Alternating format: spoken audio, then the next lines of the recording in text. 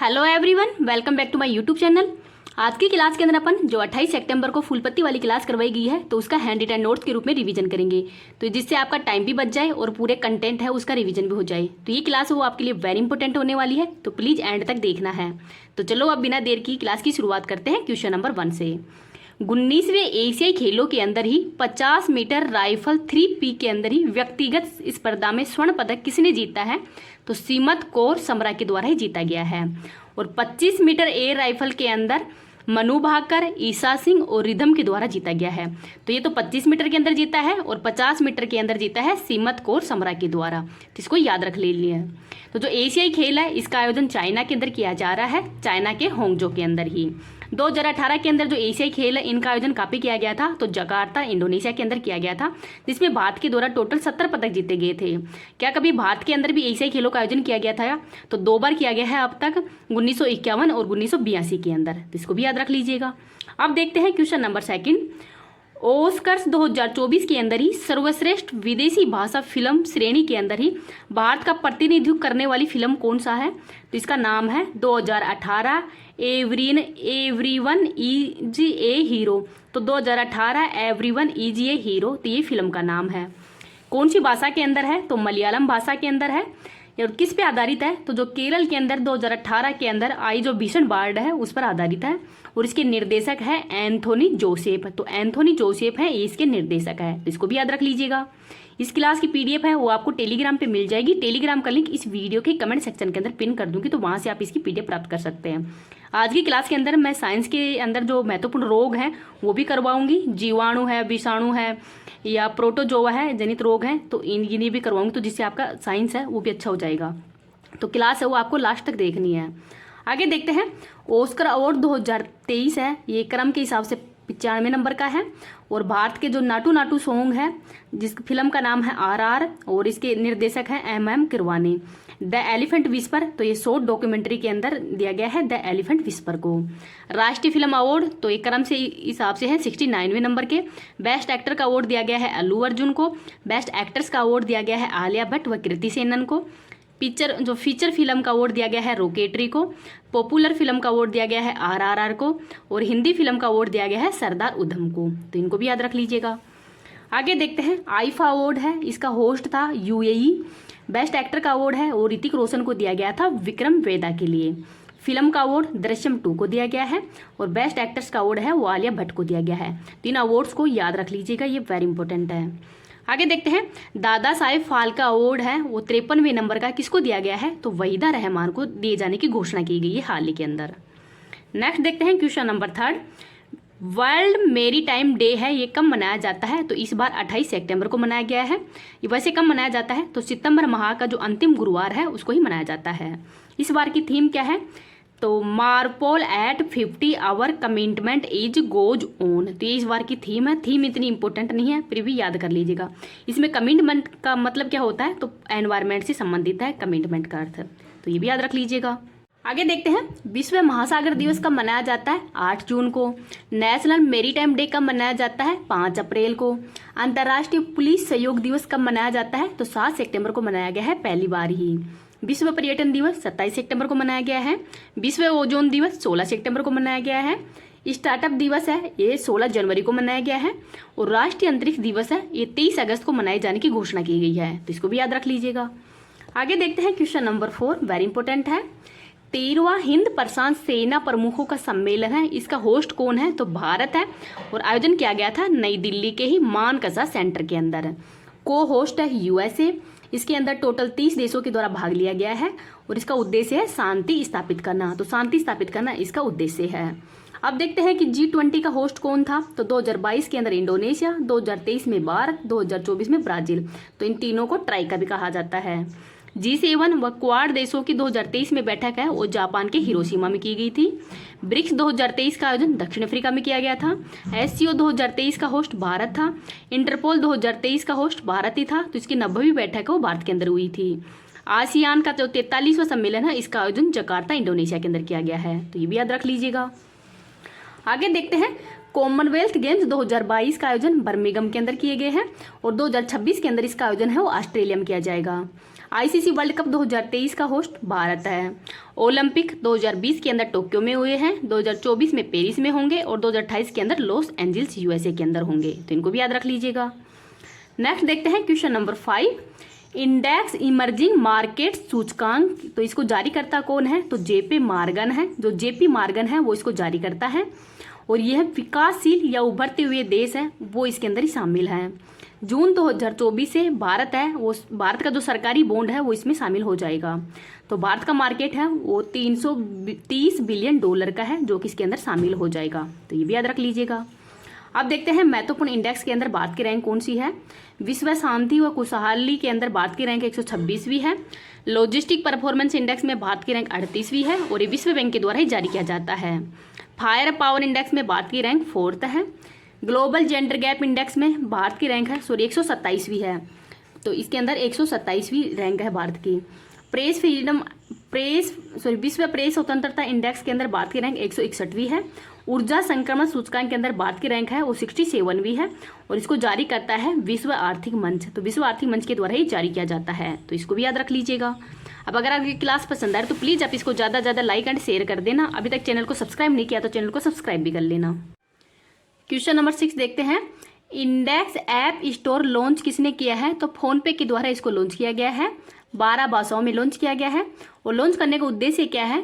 तो जो play store की जो मोनोपोली है उसको समाप्त करना ही इसका प्रमुख उद्देश्य है और यह 1 साल तक फ्री होगा। तो फोनपे है, इसकी स्थापना कब की गई थी? 2015 के अंदर ही समीर के द्वारा इसकी स्थापना की गई है। तो ये भी याद रख लीजिएगा। आगे देखते हैं question number 7, India smart city conclave 2023 का आयोजन है। ये इंदौर मध्य प्रदेश में किया गया है और इसमें 100 जो स्मार्ट सिटी है वो शामिल हैं। कौन से क्रम का है? तो 4th नंबर का है।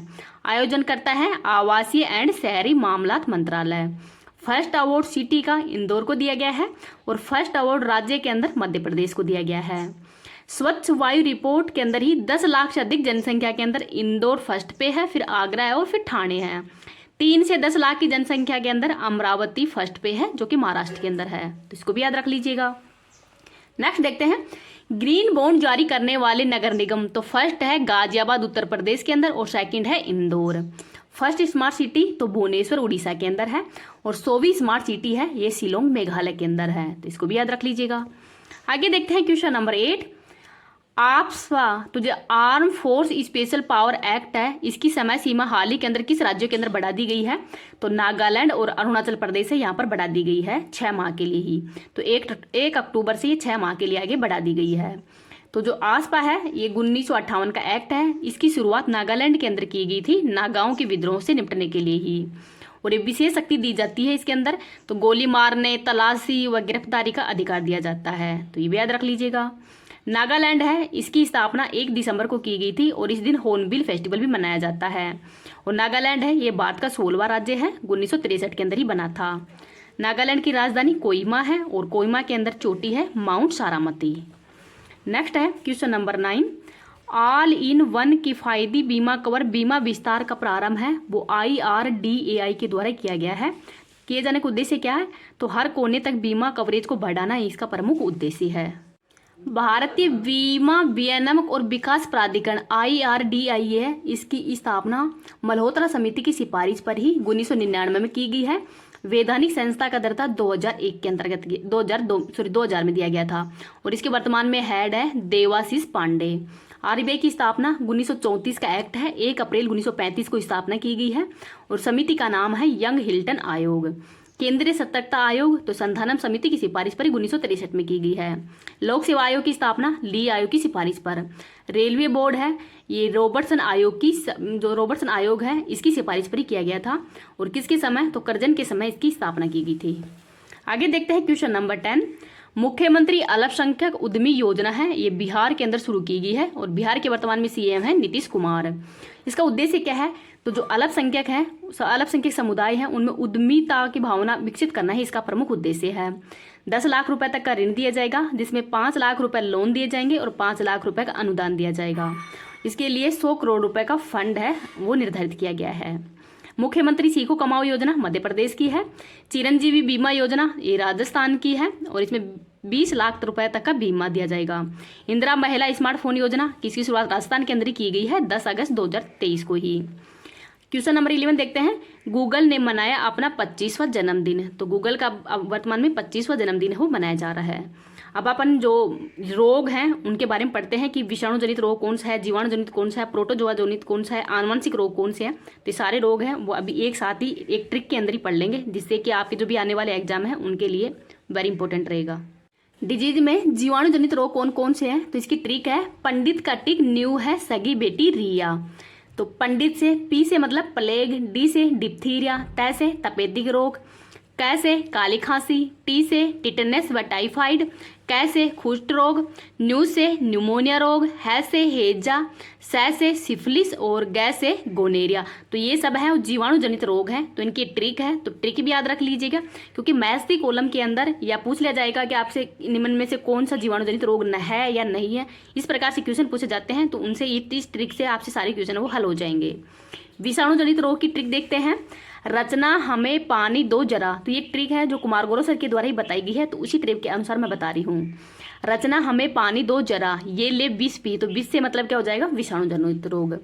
रै से रेबीज और सी से चिकन पॉक्स, है से हेपेटाइटिस, एम से मिजलिस, ई से इबोला, पी से पोलियो, डी से डेंगू, जेड से जीका और ए है इससे हो जाएगा एड्स। तो ए है तो ए से हो जाएगा एड्स। तो ये है विषाणु जनित रोग। तो rabies, chicken pox, hepatitis, measles, Ebola, polio, dengue, Zika और एड्स रोग है, ये विषाणु जनित रोग है। प्रोटोजोआ जनित रोग देखते हैं। पापा काम पे सोते हैं, ये इसकी ट्रिक है। पै से पायरिया रोग, कै से कालाजार रोग, मै से मलेरिया रोग, पे से पेचिस रोग और ऐसे से हो जाएगा निद्रा रोग। तो पायरिया, कालाजार, मलेरिया, पेचिस और निद्रा रोग है, ये प्रोटोजोआ जनित रोग है। आनुवंशिक रोग देखते हैं। तो आनुवंशिक रोग है वो भी बहुत ज़्यादा पूछे जाते हैं। पटाऊ सिंड्रोम है, ये 13वें गुणसूत्र के कारण होता है। डाउन सिंड्रोम 21वें गुणसूत्र के कारण। एडवर्ड तो 18वें गुणसूत्र के कारण। क्लाइनफेल्टर है, ये XXY अर्थात 47 गुणसूत्र हो जाने के कारण क्लाइनफेल्टर होता है। और टर्नर सिंड्रोम है, इसमें X गुणसूत्र की कमी के कारण जो टर्नर सिंड्रोम ये हो जाता है, तो इसमें गुणसूत्रों की संख्या वो 45 ही रह जाती है। सिकल सेल एनीमिया, तो इसमें RBC का आकार वो हंसियाकार हो जाता है। फाइलेरिया रोग, तो इस हाथी पांव रोग भी कहते हैं, और भारत है वो फाइलेरिया उन्मूलन का लक्ष्य 2027 तक रखा गया है। मिनी माता रोग है, ये पारा की अधिकता से होता है। इटाई रोग कैडमे की अधिकता से। ब्लू बेबी सिंड्रोम रोग नाइट्रेट की अधिकता से होता है। तो ये भी रोग वेरी इंपॉर्टेंट है, इनको भी याद रख लीजिएगा। अल्जाइमर या डिमेंशिया रोग है, ये मस्तिष्क संबंधी रोग है, इसमें भूलने की बीमारी हो जाती है, अर्थात व्यक्ति की जो मेमोरी है वो लॉस हो जाती है। पार्किंसन रोग, ये भी मस्तिष्क से संबंधित ही है। ग्लूकोमा रोग, तो इसको काला या मोतियाबिंद रोग भी कहते हैं। तो ग्लूकोमा है, इसको काला या मोतियाबिंद रोग भी कहते हैं, तो इनको भी याद रख लीजिएगा। अब आपको ये ट्रिक मेरी कैसी लगी है प्लीज़ कमेंट सेक्शन के अंदर ही बताना है। आगे भी मैं ऐसे ही ट्रिक बनाती रहूँ, तो आप इसको ज़्यादा से ज़्यादा लाइक एंड शेयर कर देंगे और चैनल को सब्सक्राइब कर देंगे, तो मेरा भी थोड़ा मोटिवेशन बढ़ेगा और मैं भी आपके लिए नई नई ट्रिक है वो लेके आऊँगी। Thank you.